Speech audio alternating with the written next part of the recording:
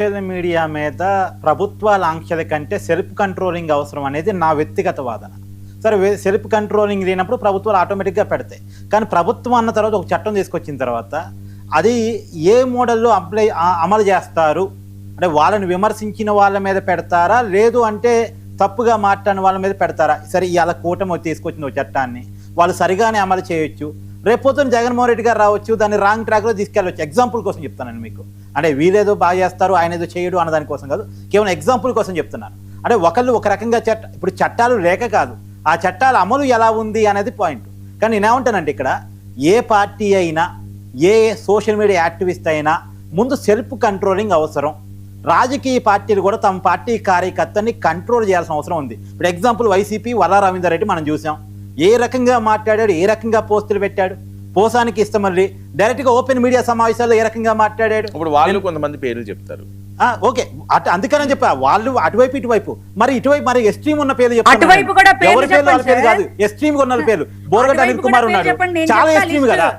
ఇప్పుడు బోరగడ్డ అనిల్ కుమార్ చాలా ఎక్స్ట్రీమ్ కదండి. అడుగుతున్నారు ఏమండి, అటుపక్క పేర్లు కూడా చెప్పండి, నేను చెప్పనా? పోనీ చెప్పండి, పర్లేదు చెప్పండి, నేను వింటాను. మరి కానీ మీరు ఎంకరేజ్ చేశారు కదా, మీరు కల్చర్ ఎంకరేజ్ చేశారు కదా, పెంచి పోషించారు కదా కల్చర్ ని, మీరు నవ్వుకుంటే ఎంకరేజ్ చేశారు కదా. అసెంబ్లీలోని చంద్రబాబు నాయుడు గారు భార్యను తిట్టించారు కదండి, మీరు అసెంబ్లీలోని చంద్రబాబు నాయుడు గారు భార్యను తిట్టించారు కదా.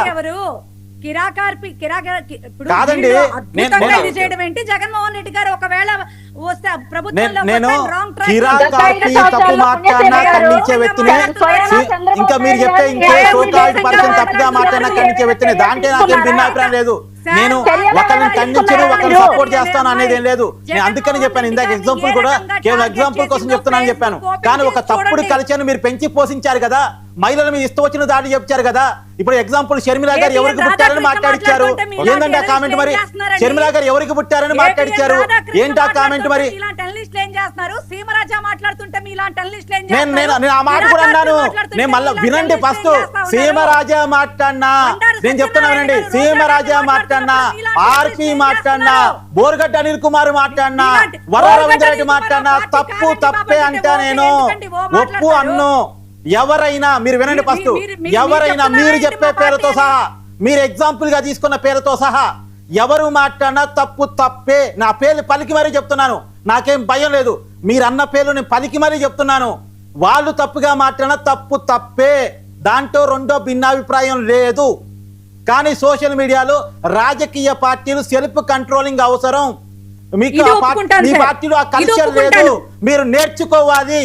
అది మాత్రం మీకు చెప్పదలుచుకున్న మాట. ఈ వర్డ్ తో నేను ఒప్పుకుంటా, ఏ రాజకీయ పార్టీ అయినా సెల్ఫ్ కంట్రోలింగ్ గా. అది నేను చెప్తాను, మీరు ఇందాక నుంచి చదివించలే, మీరు కావాల్సిన పాయింట్ మాత్రం వింటున్నారు. చెయ్యాలా అదైతే మీరు మాట్లాడిన ఈ మాట వరకు నేను యాక్సెప్ట్ చేస్తా.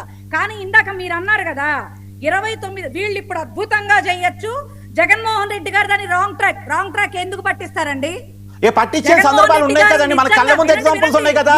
బోరగడ్డ అనిల్ కుమార్ కేమో సెక్యూరిటీ ఇచ్చారు, బోరగడ్డ అనిల్ కుమార్ కేమో సెక్యూరిటీ ఇచ్చారు, వర రవీందర్ రెడ్డి పెంచి పోషించారు. అదే బోరగడ్డ ఇప్పుడు అక్కడ ధర్నా చేస్తున్నాడు కదా. అదేనండి, ఇప్పుడు మీరు అనిల్ గారు ధర్నా చేస్తాడా, ఏం చేస్తాడు?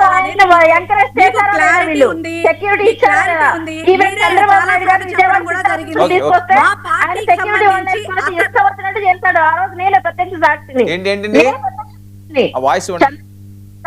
అరెస్ట్ చేసిన రోజు, శ్రీ విజయవాడ సిటీ ఆఫీస్ కు తీసుకొచ్చిన రోజు ఇదే బోరగడ్డ నీళ్లు సెక్యూరిటీ ఇచ్చారు జగన్మోహన్ రెడ్డి గారు.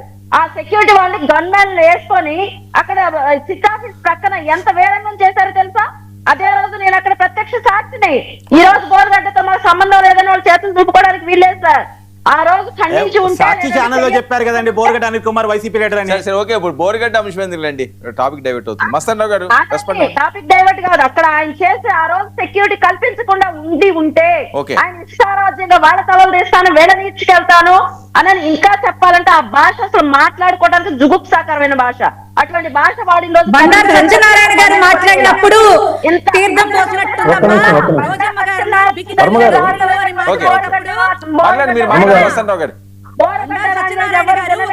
మాజీ మంత్రిగా పనిచేసినటువంటి వ్యక్తిని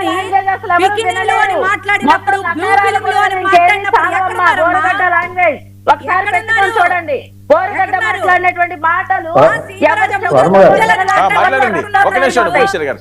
పుణ్యశ్రీ గారు ఎక్కడున్నావు? మస్తాన్ రావు గారు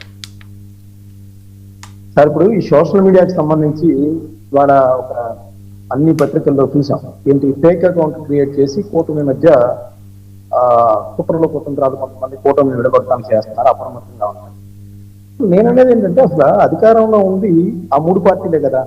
ఫేక్ అకౌంట్లు ఎవరు క్రియేట్ చేశారో వాళ్ళ మీద సైబర్ క్రైమ్ కింద కేసు నమోదు చేయాలి కదా. ముందు వాళ్ళు అధికారంలో ఉన్నప్పుడు వేరే వాళ్ళ మీద పుకార్లు అయినా సృష్టించేటప్పుడు మీరే ఆ కేసులు నమోదు చేసి ఫేక్ అకౌంట్లు ఎవరైతే కూటమి పార్టీల మధ్య చేస్తా ఉన్నారో పవన్ కళ్యాణ్ గారి మీద వేరే వాళ్ళు చేస్తున్నారంట. అదేంటంటే వాళ్ళు జనసేన అయి ఉంటారు, లేదంటే జనసేన కాకపోతే తెలుగుదేశంలో ఉండి మళ్ళీ జనసేన మీద చేస్తారు.